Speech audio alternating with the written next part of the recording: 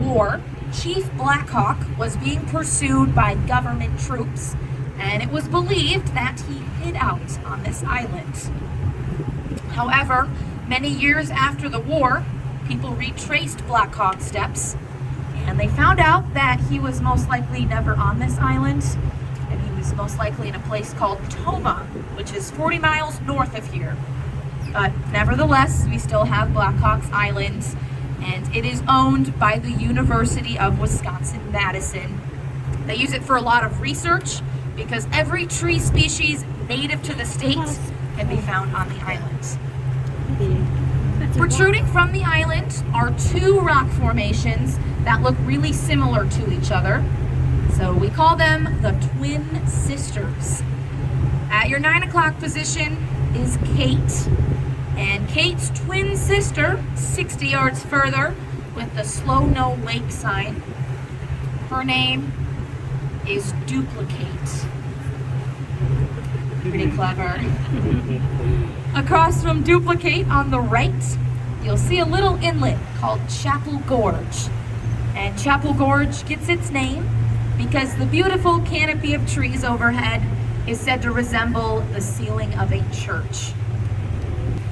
Many of you might know the state of Wisconsin for our brats, beer, cheese, and maybe the Green Bay Packers. But before our state was known for that, we were known for our lumber industry. The white pine tree would get cut up into a series of logs, and then those logs would be assembled into large rafts.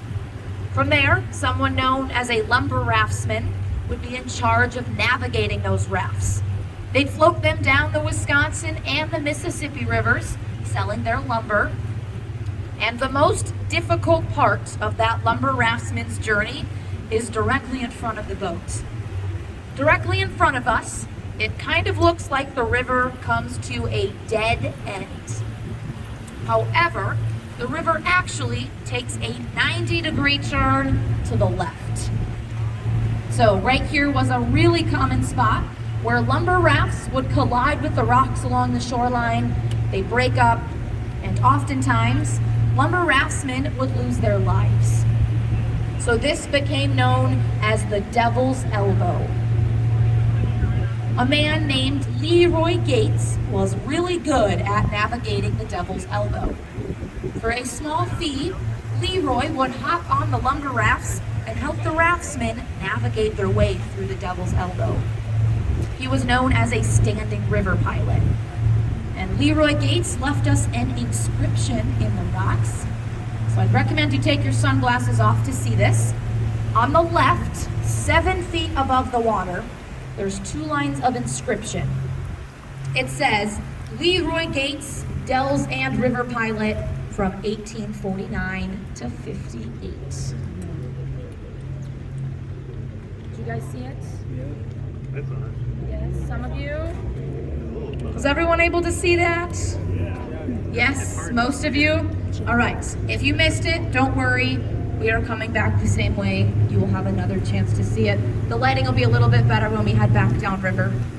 So we'll point that out again for you.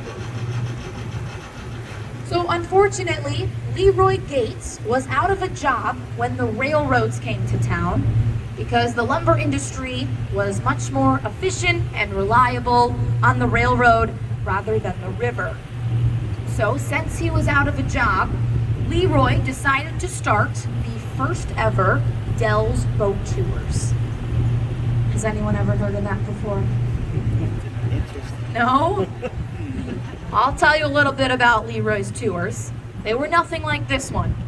If you wanted to take his tour, you'd have to go to his private dock, you'd hand him 2 quarters, and then Leroy would hand you 2 oars. From there, both of you would get on the boat. Leroy would sit under an umbrella, sip some lemonade, and he'd give you the commentary. So kind of similar to what I'm doing. But then as the passengers, you'd have to row yourself up and down the Wisconsin River for about 8 hours.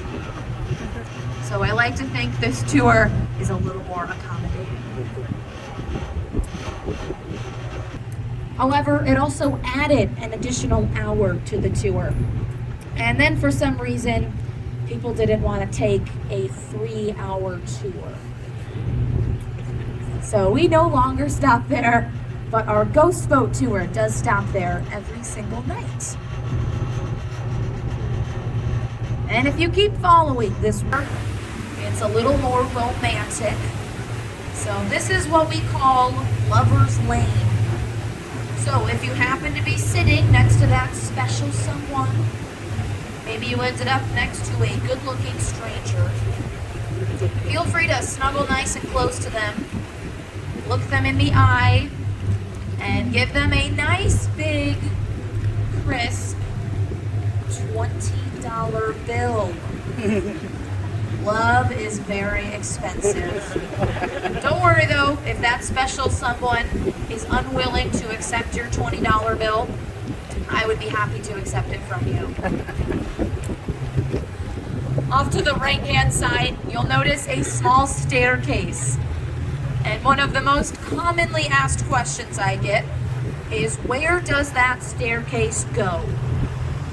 And to be honest with you, I have never seen that staircase go anywhere. Never seen. But we're fortunate to have this view, as it was not always here. If you would have been here before the Great Depression,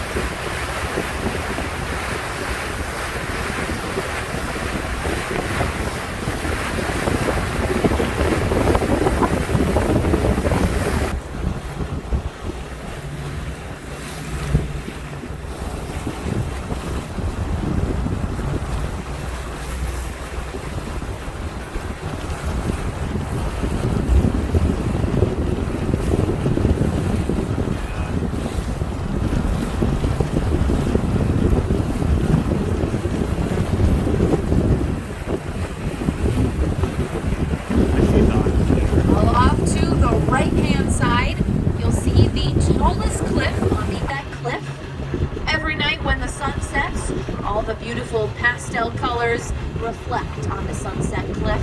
So absolutely beautiful if you have the chance to come out here at sunset. Then across from Sunset Cliff on the left is Signal Point.